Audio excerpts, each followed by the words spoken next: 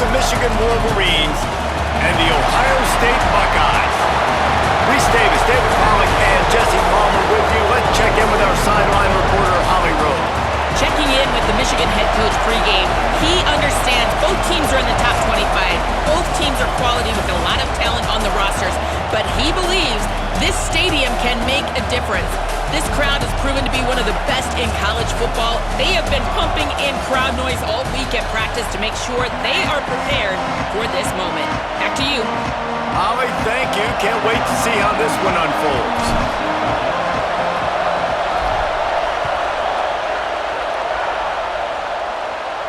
And no chance at a return here. They'll start this drive at their own 25.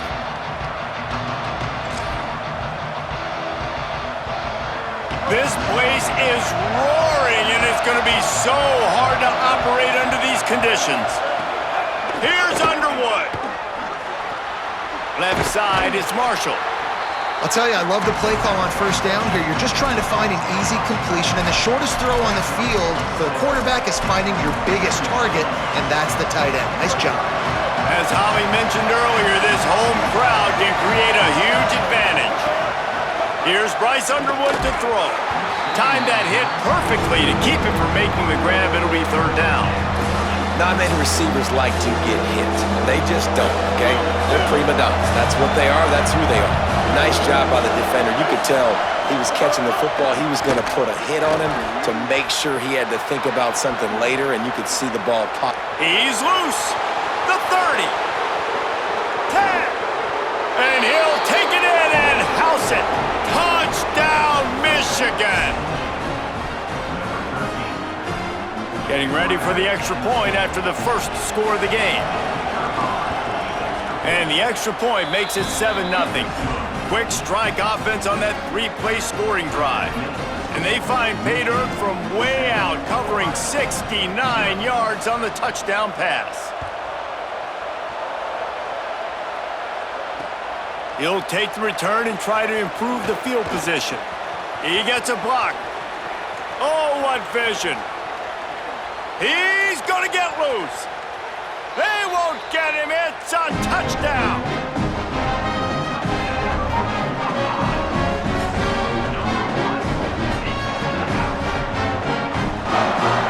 Looking for the tie with the extra point.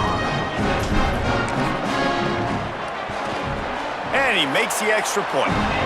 So that one will put his name in the record books. You can't have a longer return in college football. 100 yards for 6.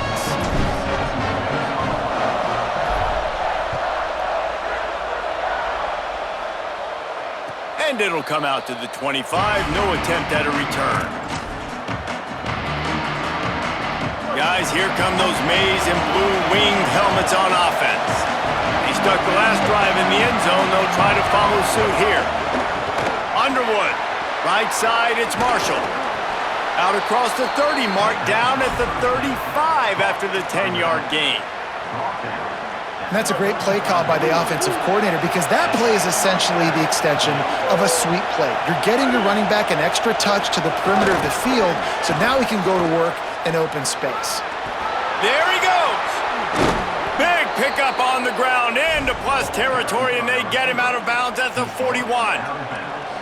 It's so important this offense is able to get this guy the ball in space, especially on the perimeter of the field. And I love that last play call because he's able to get outside and use his speed. To me, that's where this guy is his most dangerous. Just making a play, getting it to the 23-yard line. It'll be first down.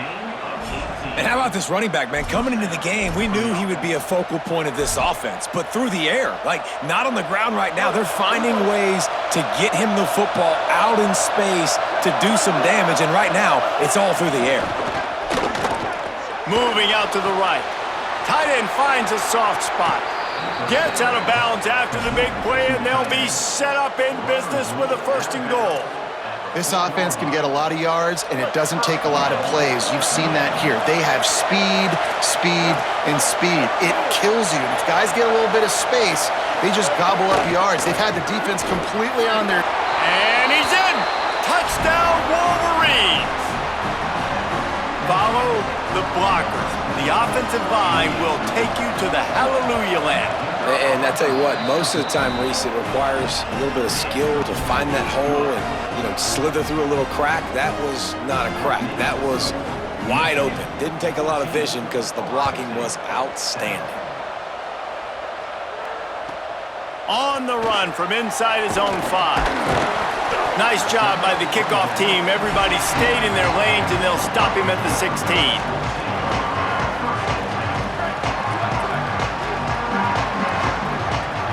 Going to audible here. Let's see what they do. Here's Sayin to throw. Out wide right, it's Jackson. Across the 35, out of bounds at the 36, and a really good pickup as they're starting to move. They came out humming on this drive, and now it's first down from the 36.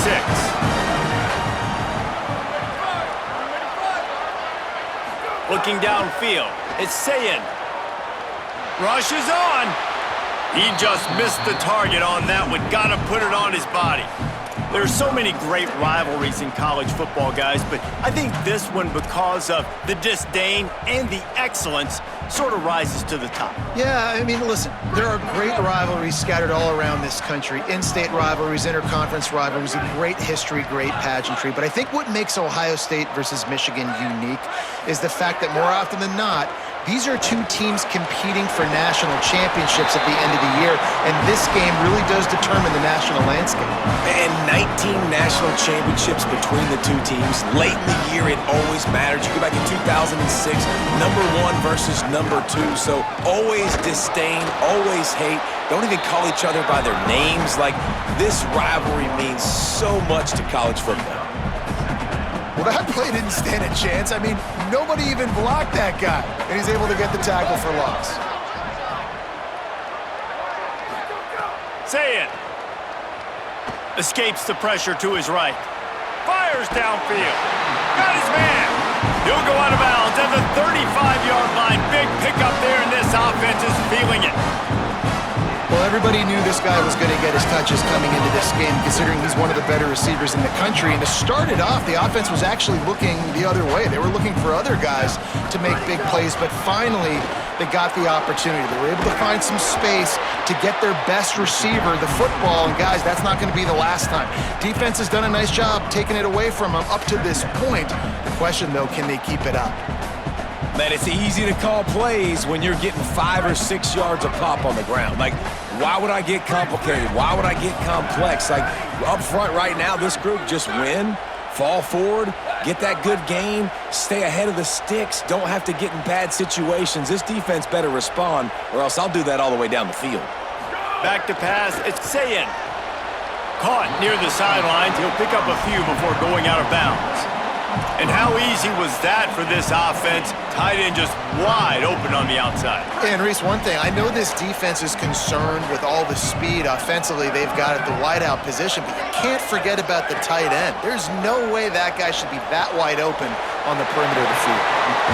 And I think they found a matchup they like, man. This running back has been a problem out of the backfield. Like, we know he can run it, but the matchups now, who's going to cover him? Is it a linebacker? Is it a safety? Right now, this offense, they found something with him catching the football in the backfield, and they just keep going back to it. Great job to separate the ball from the receiver there.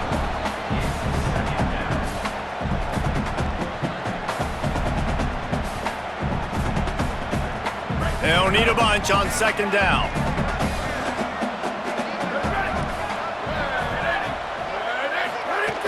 Straight ahead, it's Jackson. Oh, he's got some space.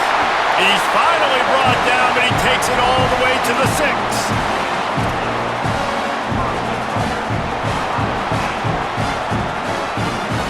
The Buckeyes are threatening on 1st and goal.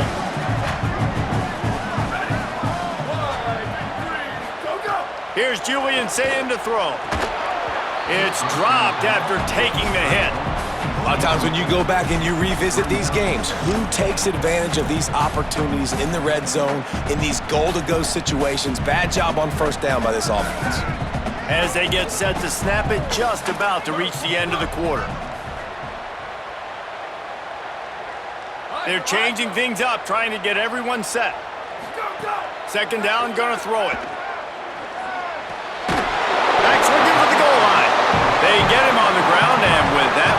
into the second quarter. We've reached the end of the period, and Michigan has the lead as we get a look at the stats. They are lined up and ready to go and get things started here in the second. They'll try to open this quarter by sticking it in the end zone here. Lined up in the gun on third down. Say it. Right through his hands. He had a touchdown and just didn't look the ball in. It'll be fourth down. Heftiness coming out on the goal line. Booster. Saying back to the air. Touchdown! Buckeye! Grab the short pass to put the 6 on the board. Setting up for the extra point and the tie. And they did tack on that extra point without any adventure. That is what they mean when they say ball control, a 14-play touchdown drive. It was capped off by a 1-yard touchdown pass. And no chance at a return. Here they'll start this drive at their own 25. Wolverines offense heads out, ready to go on the attack.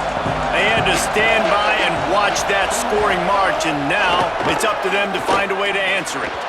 Tosses it incomplete. These two first squared off in 1897, and this rivalry is almost like a history of the sport itself. So much history, so much tradition. I can go back to 2006 when they were 1 and 2 in the country. You know, like these games really matter. The uniforms are clean. The athletes are flowing. There's tons of athletes all over the place. This is always a huge showdown.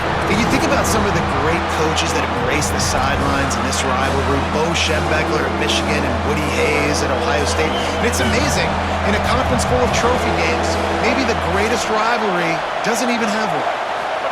Bryce Underwood from the gun on third down. Oh, he dropped it. He had the pick in his hands and a chance for one of his patented big plays, and he couldn't hang on. It'll be fourth down. You know, it's funny. That's probably the most discombobulated the offense has looked so far in this game, right? After watching that incompletion there on third down, they were just up and down the field earlier. Tremendous rhythm, tremendous balance. Everything their play caller was dialing up was working, lighting up the scoreboard. And then all of a sudden on this last drive, just not able to piece it together. They've got to be able to turn the page and get back to how they looked earlier in the game.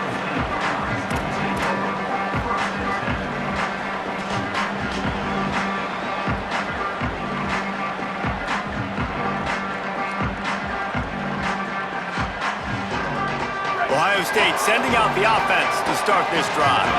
That last touchdown drive was surgical through the air, Jesse. It sure was, and that's why this offense is so dangerous, David, because they can score in a hurry because of how efficient they are throwing the football. And welcome to modern college football. That's what it is. Spread you out, find my playmakers, make quick decisions, and really put defenses in a difficult situation.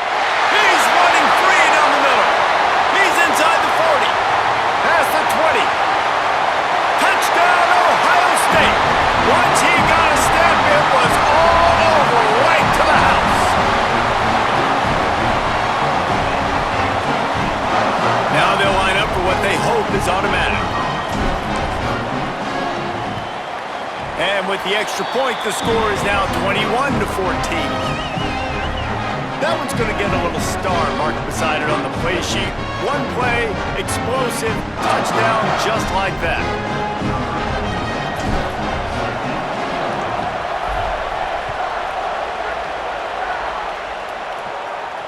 And it'll come out to the 25. No attempt at a return.